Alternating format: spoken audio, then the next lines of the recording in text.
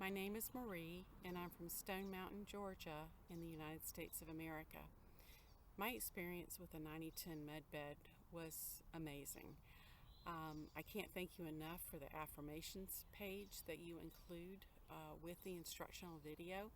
I found that very helpful, and it gave me confidence in setting the stage and setting up my list for what I wanted to ask for.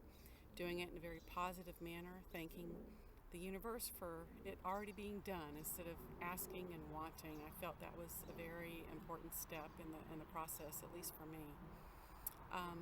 As soon as I activated the med bed, I got a little distracted because I felt a breeze, and I realized there was no air conditioning, there was no fan, nothing was on. And I just took note of it and tried to get out of my head.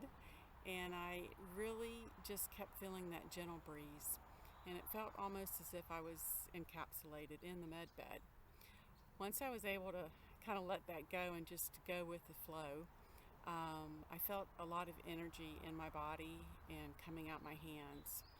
And then I asked for a complete scan and healing of my body and DNA. And then from that point, it was all positive affirmations, thanking for the dis-ease that had been removed from my body, and just a very grateful approach in that respect. I felt a lot of calm and clarity days after using the med bed. It's been a month now. I do muscle pains, joint pain, that kind of thing has remained gone, but I have other things that kind of came back. But I also can't expect an 8-hour session in the med bed to heal what's taken years and maybe lifetimes to create in my body. So I'm really looking forward to experiencing the med bed multiple times and continuing this process. I've spoken with other friends that had more debilitating illnesses, and it's been a month for them too, and they're still pain-free and able to function, not having migraines. Just phenomenal stories.